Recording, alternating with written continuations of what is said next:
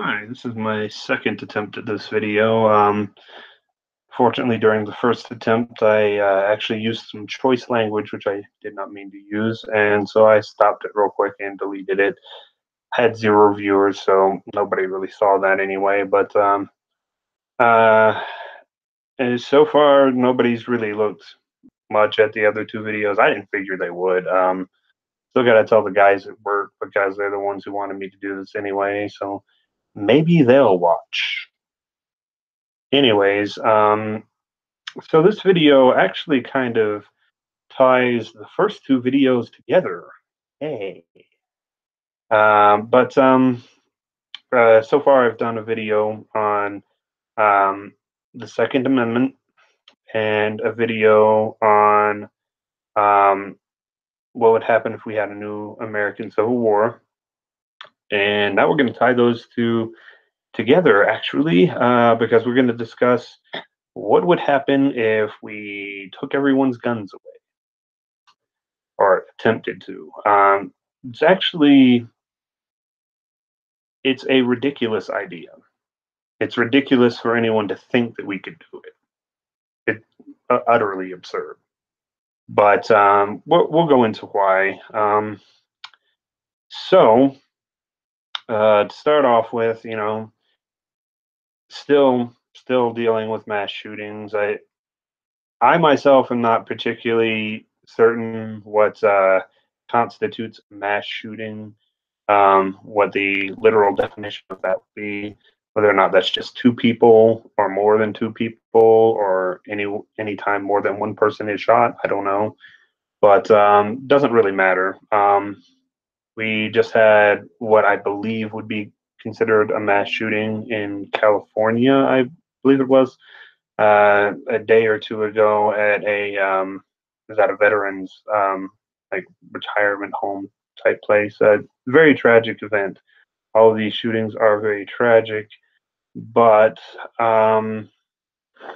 still hearing the debate about putting limitations on people's ability to purchase firearms, things like that. And we still have people out there, whose idea to fix all of this is to just ban all guns. And we're going to talk about why that's ridiculous. And first of all, first thing that makes it ridiculous is that it assumes that without many weapons around, people won't be able to figure out how to go out and kill each other. That in and of itself is just utterly absurd. We've known how to kill each other for a long time, a very long time. We've gotten better at it over the years. To be quite honest, some of the most destructive things you can do right now, and one of the ways to kill the most people, I suppose that's your goal, have nothing to do with guns, improvised explosive devices, things like that. They're far more destructive than a gun. Um, they're probably more difficult, to get an improvised explosive device than it is to get a gun, but they're still available out there. I mean, you can make them. Um, I'm not recommending you do, by the way. Lord Christ, I don't want the FBI coming to my door and being like, "So you told people to make bombs." No, don't do that. But I'm saying it is possible to do. Anyways, the other thing that makes this ridiculous is the assumption that if we ban all guns, they'll just be gone. I mean, that basically that you could even go and confiscate all of them, and that the ones, I mean, that people would turn them in willingly, and that you could go in and confiscate the rest. One thing you're going to find out real quick is that most people aren't going to just hand over their guns. Not going to happen. You can ban them, but they'll just keep them, quote unquote, illegally, even though to do it, you'd have to be violating the Constitution, really. I mean, the only way to literally do this is to get a constitutional amendment. And even then, I still don't feel like most people are going to willingly give them up. You know, they're going to keep their weapons. The reason for this is actually pretty self-evident when you think about it. So that weapon, that firearm, that's your personal property. You have other things that are your personal property too. You might have a car, you might have a house. Just kind of imagine this for a moment. Think about it. Think about, I mean, see, it doesn't matter what you think, it doesn't matter what I think, it doesn't matter what the vast majority of people think. Think about if, let's just say, everyone in your neighborhood decided, for you that you ought not to have your house. How would you feel them coming in and taking your house from you, kicking you out of it, and saying, well, we've decided, and we're in the majority here, we've decided that you shouldn't be allowed to have your house? I wouldn't take to that very well. This is where I cursed in the other video, and I'm sorry for that. But I wouldn't take to that very well. I would probably use choice words to talk to them and tell them they weren't taking my house. My house is my home. Um, in the same way, somebody's guns are their personal property as well, and they're going to tell you the same thing. Not just going to hand them over, especially if they've done nothing wrong. Um, so, what you would get from that, the vast majority of guns, if you were to outlaw them, the vast majority of them would have to be confiscated. How would that be done? It's a good question. How would we go about confiscating everyone's weapons? Well, the obvious and easy answer is that you would use the police force and the FBI, all of our all of our law enforcement to seize them. But what you're going to find out very quickly is that most of our law enforcement's probably not going to want to seize them. So, what you would have with that is throughout the nation, this would be something that would be utterly unenforced. It'd be almost impossible to enforce. And if the government, federal government that is, wanted to force the issue, you would probably have police officers, FBI agents. I mean, you'd have a lot of people resigning in mass, leaving, not wanting to take part in all of this. Why? Because a lot of them have weapons too. They have to give up their weapons too. And we're not just talking about their duty weapons. No, we're talking about their own personal weapons. That wouldn't be true for all of them, but it's going to be true for a lot of them. Um, so you've already made it more difficult, to enforce this by, forcing people to choose a side and them not choosing the side you wanted them to. So what would the government do then to enforce this new gun ban? But from there are a couple of choices of what they can do. They can hire people to do it, which is probably what they're going to have to do, by the way. Or they can try to use the military. That's probably about the worst idea ever. Never work. Never in a million years.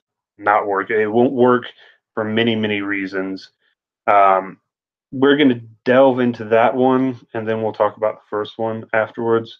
But first reason it wouldn't work, most people, well, not most, but everyone in the military took an oath to protect and defend the Constitution of the United States.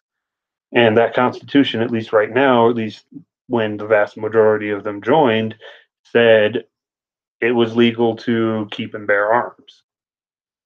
Furthermore, no one in the military likes the idea of going against the people in this country. That's not what they're there for.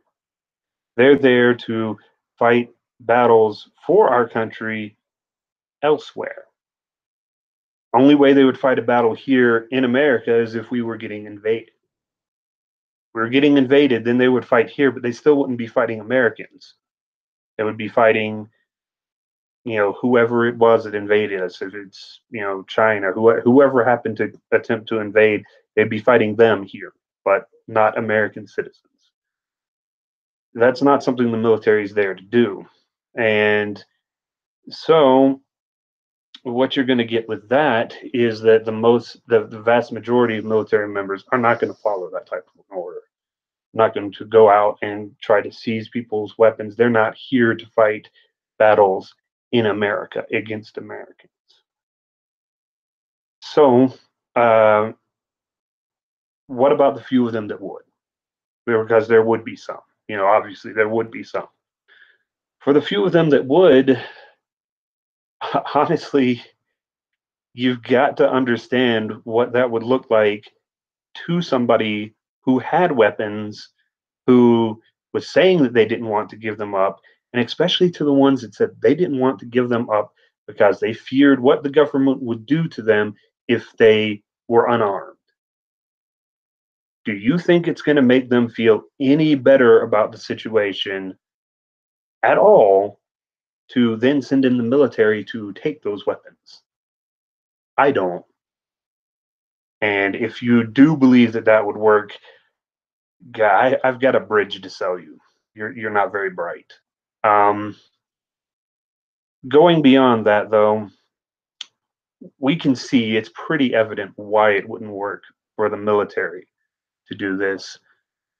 The other option would be for the government to hire people to do it. And I've already told you what would happen if they tried to force law enforcement to do it. You can assume, and it's fairly accurate, but that's going to happen across the board. Not many people are going to be willing to do this. It's kind of insane, you know. Somebody has a bunch of weapons that they don't want to give up. How much would you be willing to be paid, or how much would somebody have to go into a situation that you knew was very volatile, very dangerous, and literally risk your life to take from somebody where you may or may not really care that they have them? I would imagine it would take a lot of money to convince me to do that. I don't know about you, but um, so let's say that hypothetically the government did find enough people to do this. What would happen? Here's where we tie it into the other video I did with the Civil War, because that's what would happen, guys. Guess what? That's what would happen, because people aren't just going to sit back and let you take their stuff.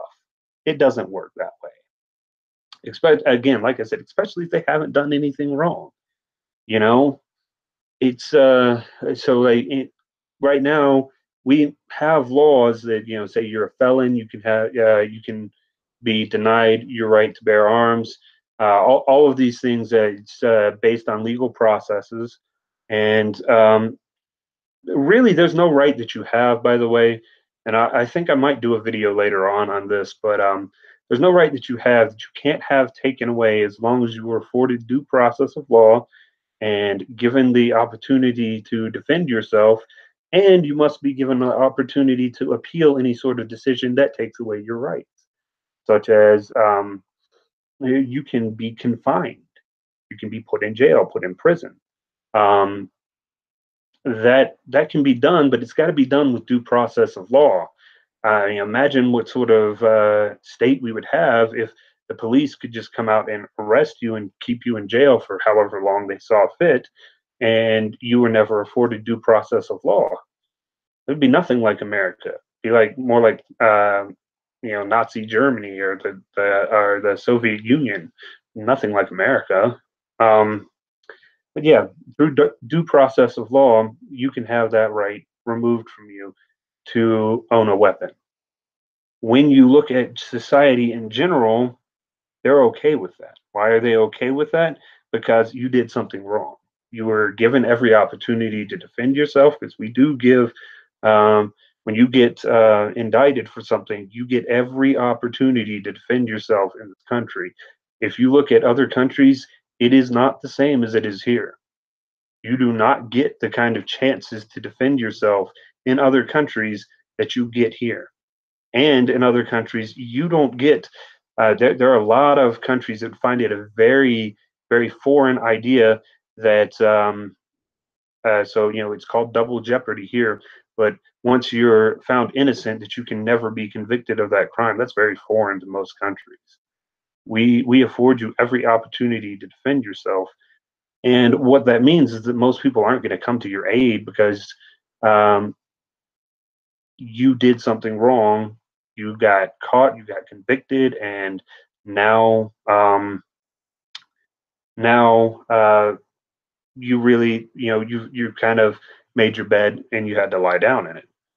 Um, but that's not what would happen if we did something like this, that blanketly outlawed all guns and tried to confiscate them from everyone. What you would get is most people who own guns haven't ever done anything illegal with them. So what does that mean? That means you've got a large group of the population that would look at this and say, I haven't done anything. I don't want to give up my guns. I understand why he doesn't want to give up his guns. He hasn't done anything. So these people would gather together. And what do you get when you have a giant group of angry people with guns and another giant group of angry people, probably also with guns, who want to take those guns away from the first group? You get a civil war. That's what would happen. It's blatantly obvious, honestly, and that's only if the government could find a way to get through all of the other issues that I talked about to actually get to the point where they could try to confiscate your guns. So, really, that's the gist of it. That's basically it. It'd be hard as heck to actually get all of those weapons. um, People aren't going to turn them over if you think that, like I said, you are lying to yourself if you think that most people would just turn over their weapons. It's not going to happen. I mean, to a lot of people, it's no different than you telling them, by the way, your cars are now illegal. Go turn those over. Not going to happen either. I remember. Um, I can't remember what state it was. Might have been California that was wanting to ban any car after a certain date that ran on fossil fuel. As utterly absurd. If they did try to do that, it'll be challenged in the federal court system, and the federal court system and the Supreme Court will tell them they can't do it. You can't just take people's personal property, no matter what you believe its harms or effects are, unless you can literally prove that it's killing a bunch of people, then maybe. But even that, I mean, it's very difficult. Um, so people aren't going to turn over the guns. You can come and try to take them. You're going to find very few people willing to help you do that.